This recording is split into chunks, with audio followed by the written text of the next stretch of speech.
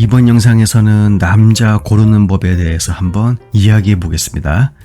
남자 고르는 법보다는 주위에서 관찰해야 할 남자 유형이라고 해야 되겠죠? 우선 게임입니다. 게임이 취미라는 남자, 어딘가 괜찮아 보이긴 하지만 사실은 매우 위험한 존재일 수 있다는 사실을 아는 사람은 많지 않죠. 게임이라는 게 대체 뭘 의미할까요? 쉽게 말해서 현실 도피처라는 겁니다. 현대사회에서 게임이란 것이 단순한 오락을 넘어서 사회적 관계와 심리적 안정까지 제공하는 복합적인 문화로 자리 잡았다는 건 알지만 문제는 그 게임이 그 사람의 삶의 일부가 아니라 전부가 되는 순간부터 시작된다는 것이죠. 이와 관련된 과학적 연구 결과들에 따르면 게임에 과도하게 몰입하는 사람들은 대개 현실에서의 성취감이 부족하거나 사회적 관계에서 어려움을 겪는 경향이 있습니다. 쉽게 말해서 현실에서는 자기가 할 수 있는 일이 별로 없으니까 게임 속에서 승리감을 느끼는 것이죠. 근데 이런 남자와 미래를 그려본다면 어떨까요? 아침부터 밤까지 주구장창 게임만 하는 남편을 상상해 보시길 바랍니다. 분명히 여러분이 바라는 미래와는 상당히 거리가 멀겠죠. 물론 모든 게임하는 남자가 그렇다는 건 아닙니다. 적당히 즐기는 남자들 굉장히 많죠. 굉장히 많은 정도가 아니라 사실 절대 다수의 남자들이 적당한 수준에서 게임을 잘 즐기고 있습니다. 하지만 여기서 말하는 취미라고 하는 단어가 가끔이 아니라 매일을 의미할 때가 꽤 있죠. 심리학적으로도 그렇고 인간의 뇌 구조상도 그렇고 우리가 어떤 일에 빠져들게 되는 것은 그 일이 우리의 보상 체계와 연결되기 때문입니다. 게임에서 높은 점수를 얻거나 상대를 이겼을 때 느끼는 쾌감이 현실에서의 성취감을 대신해주는 경우가 많거든요, 사실. 또한 장시간 게임을 하다 보면 스트레스 해소가 아닌 스트레스 유발로 이어질 수 있다는 연구 결과들이 상당히 많습니다. 다시 말하면 게임을 통해서 스트레스를 푸는 것이 아니라 더 많은 스트레스를 불러오는 거죠. 이런 상태의 남자와 함께 인생을 보낸다. 여러분들 역시 더 많은 스트레스를 받게 될 확률이 높습니다. 그 다음으로 담배 피우는 남자. 왠지 쿨해 보이고 강해 보일지도 몰라요. 하지만 그 속에 숨겨진 위험을 간과해서는 안 됩니다. 일단 담배를 피우는 사람들은 대개 자신의 건강에 무관심하거나 자기 파괴적인 성향이 강한 경우가 많습니다. 심리학적으로 보면 자기 파괴적인 행동은 대개 자기 존중감이 낮거나 스트레스나 불안이 높은 사람들이 하는 경향이 강합니다. 또한 담배를 피우는 남자는 자기의 건강에 대한 무관심을 넘어서서 주변 사람들의 건강에도 무심할 가능성이 크다는 것을 잊으면 안 됩니다. 그리고 그 사람이 담배를 피우면서 여러분에게 한 대 피워볼래? 라고 물을 때 그게 단순한 호기심을 유발하기 위해서가 아니라 자기와 같은 수준으로 끌어내리려는 무의식적인 시도일 수 있다는 것도 더불어 알아두시길 바라요. 사회학적으로도 담배를 피우는 사람들은 대개 특정한 사회적 그룹에 속해 있거나 그 그룹에서 인정을 받기 위해 담배를 피우는 경우가 많습니다.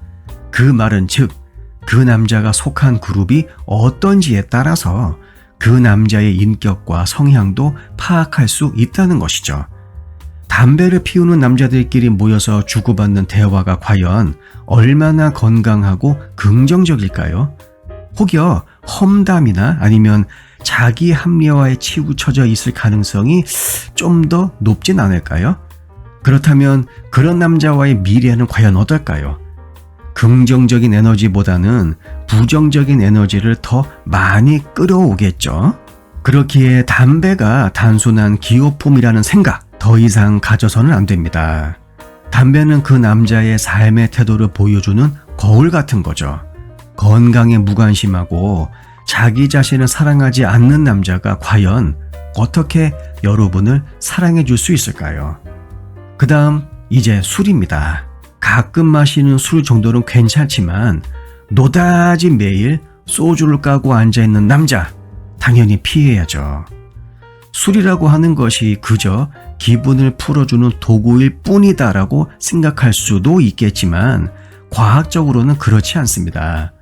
매일 술을 마시는 남자는 대개 감정 조절에 어려움을 겪거나 스트레스를 풀기 위해 술에 의존하는 경향이 있습니다. 게다가 술에 취하면 나타나는 다양한 행동들이 있죠. 그 중 하나가 바로 충동적인 행동인데 이게 얼마나 위험할 수 있는지는 말 안 해도 다 아실 겁니다. 음주 상태에서 저지른 실수들이 얼마나 큰 문제를 일으킬 수 있는지 뉴스만 봐도 알 수 있겠죠. 그리고 음주가 반복되면 뇌 구조가 변하게 되는데 이로 인해 중독성이 강해지고 결국에는 술 없이는 생활이 불가능한 그러한 상태에 이르게 됩니다. 이런 남자와의 결혼 생활 상상해보지도 마세요. 아침부터 밤까지 술에 취한 남편과 함께하는 삶이 과연 행복하겠습니까? 또한 사회적으로도 술을 자주 마시는 남자는 자신의 사회적, 직업적 위치에 불만이 있거나 혹은 그로부터 도피하고 싶은 마음을 가지고 있는 경우가 상당히 많다고 합니다. 그 말은 즉, 그 남자가 술에 의존하는 이유는 자신의 현실을 직시하지 않으려는 회피형 성향이 있다는 것이죠. 자, 이제 이 세 가지를 모두 한번 고려해 보겠습니다. 담배, 게임, 술, 이 세 가지를 일정 수준 이상 모두 즐기는 남자, 무조건 피해야 되겠죠. 하지만 여기서 중요한 포인트가 있습니다. 우리가 흔히 말하는 끼리끼리라는 말이 있죠. 이건 사회학적으로도 맞는 말입니다. 인간은 본능적으로 자신과 비슷한 수준의 사람들과 어울리게 되어 있습니다. 이건 사회적인 지위나 경제적 수준뿐만이 아니라 가치관과 생활 습관에서도 마찬가지죠. 그러니까 만약 여러분이 좋은 남자를 원한다면 우선 나 자신부터 돌아봐야 합니다. 내가 어떤 사람인지, 어떤 생활 습관을 가지고 있는지 그것부터 얼른 확인해 봐야죠. 그리고 내가 지금 속해 있는 그룹을 한번 살펴보시길 바랍니다. 왜냐하면 그 그룹이 또한 여러분의 수준을 반영하고 있기 때문이죠. 주변에 담배 피우고 게임만 하고 술에 쩔어 사는 사람들이 많다면 여러분들 역시 그들과 비슷한 수준으로 평가받게 될 가능성이 높습니다. 결국 좋은 남자를 만나고 싶다면 우선 나 자신부터 개선해야 합니다. 그렇지 않으면 결국 같은 수준의 사람들끼리 모여서 서로의 문제를 영차 키워가면서 살아가게 될 가능성이 높기 때문이죠. 결론적으로 남자를 고를 때는 그 사람의 외적인 모습이나 말솜씨보다는 그 사람의 생활 습관과 가치관을 보는 것이 중요합니다. 게임에 빠져 살거나 담배를 피우고 술에 의존하는 남자는 미래에 큰 문제를 일으킬 가능성이 높다는 것을 기억해 두시길 바라요. 그리고 또 하나, 우리가 인간관계에서 놓치기 쉬운 중요한 사실이 있습니다. 그건 바로 인간은 사회적 동물이다라는 것이죠. 우리는 항상 다른 사람들과 관계를 맺고 살아가면서 그들의 영향을 받습니다. 그러니까 여러분이 좋은 남자를 만나고 싶다면 우선 좋은 사람들과 어울려야 한다는 것이죠. 여러분이 속한 그룹이 여러분 삶의 질을 결정합니다. 그러니까 이제 남자를 고를 때 다시 한번 이야기합니다. 단순히 외모나 말솜씨에 속지 말고 그 남자의 생활 습관, 가치관, 그리고 그가 속한 그룹을 꼼꼼히 따져보도록 하세요. 그래야만 여러분의 인생도 더 나은 방향으로 나아갈 수 있습니다. 결혼이라고 하는 것은 정말 긴 여정입니다. 그 여정을 함께할 남자를 고를 때는 정말 신중해야 하죠. 그저 지금 당장의 즐거움에만 집중하지 말고 멀리 내다보는 눈을 가지는 것이 중요합니다. 그러면 여러분 후회 없는 선택을 할 수 있을 겁니다. 영상 내용이 도움이 되셨다면 구독과 좋아요 부탁드립니다. 다음 영상에서 뵙겠습니다.